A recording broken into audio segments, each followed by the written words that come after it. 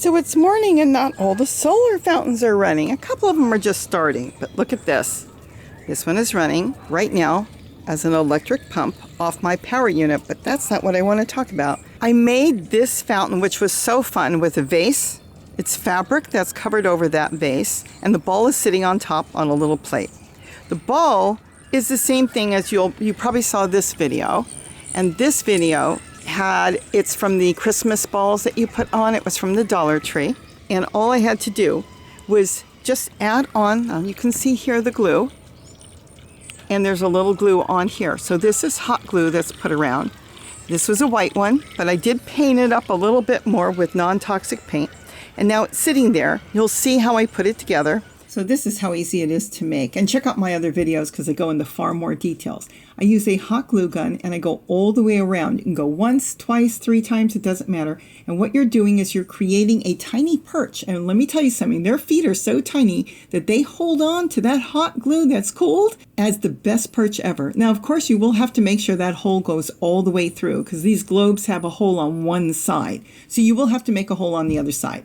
Then you're going to put your straw in or your tubing. I use a lot of straws, but I swapped this one out later for a white one. You attach it to your pump. Here I am using an electric pump. I put it in a plastic vase I had, but as you'll see here inside, I lined it with a food grade plastic bag. So now it's being held in by this fabric, and the bag is what's going to hold the water. Now the pump goes in. There's really nothing to this, and all you have to do is trim the straw or the tubing to your liking, and that's it. Fill it with water, and there it is. You're done.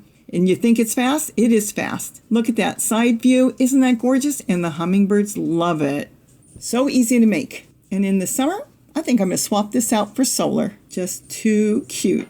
But the illusion is a hummingbird taking a bath on a snowball under candlelight. Isn't that beautiful? Very wintry. So I wanted to show how easy it is to kind of think out of the box. Look around and see what you've got. You know I use trash cans. You know I use bowls. I don't like clear bowls. They turn yellow right away. But if that's all you've got, it'll work. But different types of things. This, like I said, that's a vase. Trash cans have been the best, and so have buckets. But large, beautiful bowls, you can go to the thrift store and buy them. You can go to Target or Walmart and pick up serving bowls. They work really good. We're going to do a whole lot of fountains throughout the year because I make fountains everywhere. This is nothing but a soda bottle. Look at this. You've seen that one, just plain old soda bottle. The edge I've got here from a hot glue gun so the birds can sit, or they can sit on there with just some rocks.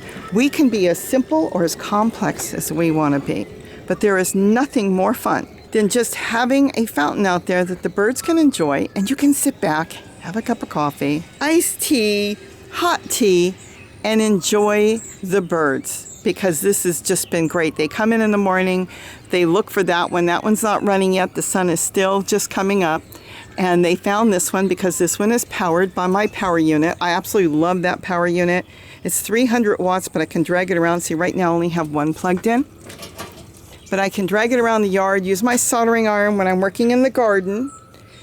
I can plug in a light if I need to, a radio, charge up my phone. There's a lot of stuff you can do with that. I have a video on that if you're looking for something like that. But this has been just so fun. And look, I just put an old bird stand there with some house plants on there. There's some flowers there. Their flowers are gone now, but I've trimmed it down so they'll come back in the spring. And now I can just kick back when I have the time and enjoy the birds coming in on the different solar fountains and having a wintry one that I can take in maybe in the spring or in the summer, take it in and put it out next winter. As you may remember, I did have this one in my kitchen window.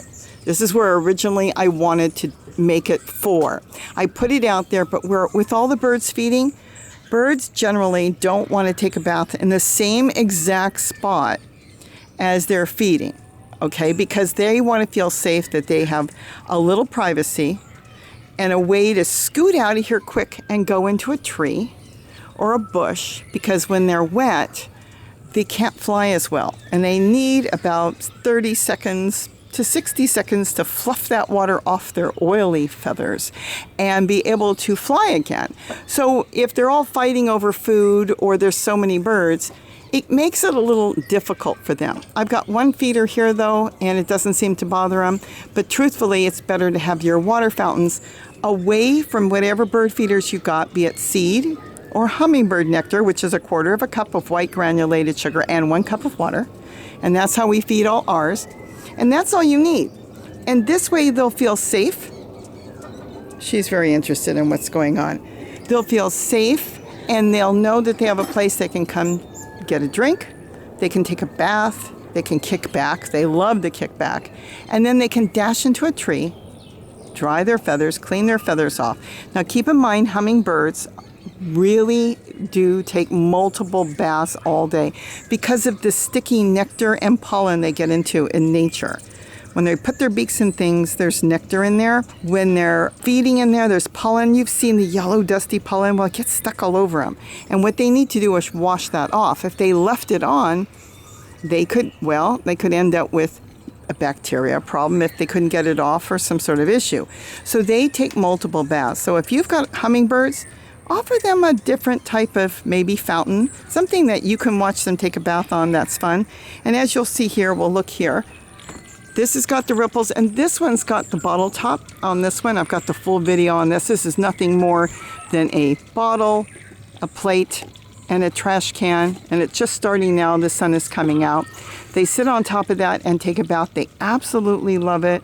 So easy to make, literally cost me $1 plus the solar fountain. And just so you to know, right now before the season gets warmer, the solar fountains are really cheap. You can find them for $10, sometimes under. Late spring into summer, I have seen them as high as $50, which is ridiculous. You want a little solar fountain that has a pump, and then it's got a panel, and those are the panels there.